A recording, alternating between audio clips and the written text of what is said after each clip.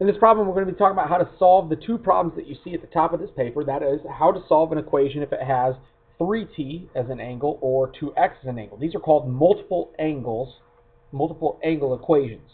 I'm going to start like I would with any other problem. I'm going to start by getting the cosine by itself. So that means that I'm going to go ahead and add 1 to both sides. And then I'm going to divide both sides by 2. And I get the cosine of 3t is equal to 1/2. And so that means that cosine is positive. That tells me I'm working in two quadrants.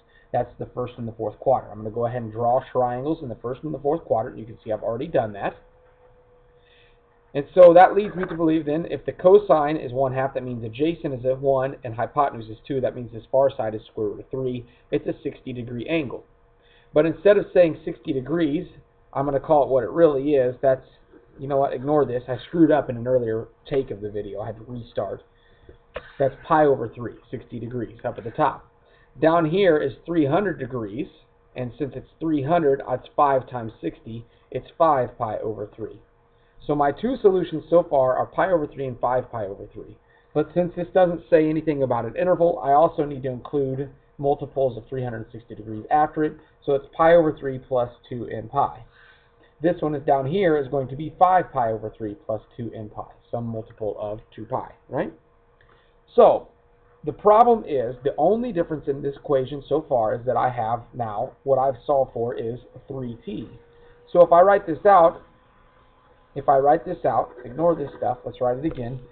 What I know is that 3t is equal to pi over 3 plus 2n pi. And so to find out what t actually is, then it looks like I need to I need to divide every single one of these three terms by 3. And so what it leaves me with is t is going to be 1/3 divided by 3, which is 1/9. That's going to be pi over 9. And instead of going up by 2 pi, it's going to go up by 2/3 of pi. 2n pi over 3. And there's my first solution. Now I just took care of the top one.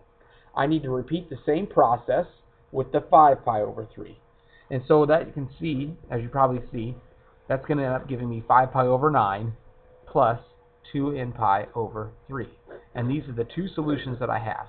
So in other words, we're going to solve the entire problem like we would have done beforehand, but at the very end, we solve for 3t instead of regular t, so we need to divide each term by 3 to get t by itself. Okay, let's try this one over here. Sine of 2x is equal to the negative square root of 3 over 2. So what I would do is I would add the square root of 3 over 2 to the right, move it over, and what that means is that I'm going to have, let's see, sine coordinate is positive. That happens in first and second quadrant. That means the opposite is the square root of 3 and the hypotenuse is 2. In other words, I'm working with 60-degree angles again, right? This time, my two angles are not 60 degrees and 300 degrees. They're 60 degrees and 120 degrees. Competing in today's Winnetonka freshman JV meet.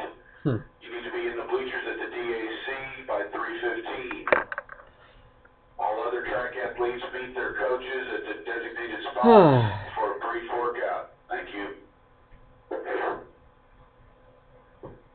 It's an hour after school ended and I get an announcement like that. That's awesome. Well, okay, let's go on. Ready? Here's what I know. 60 degrees and 120 degrees. Those are the two angles that I'm working with. We need to put those in radians instead. So my two solutions so far, I have 2x can either be 60 degrees, which is pi over 3, or 2x can be 2 pi over 3.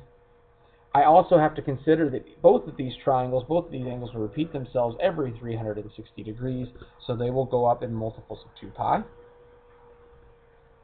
So my last step to solving the problem, really the only thing that's new in this particular example, is I need to divide every single term here by 2 in order to get the x by itself.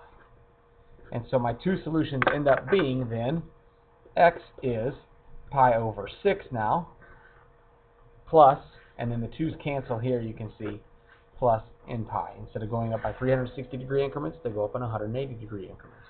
Same thing over here, except that I have 2 pi over 6, 2 pi over 6, 2 6, wait a second, that reduces. So I really need to write that as pi over 3 instead of 2 6. And then that also goes up by n pi. And that's how I solve a multiple angle equation.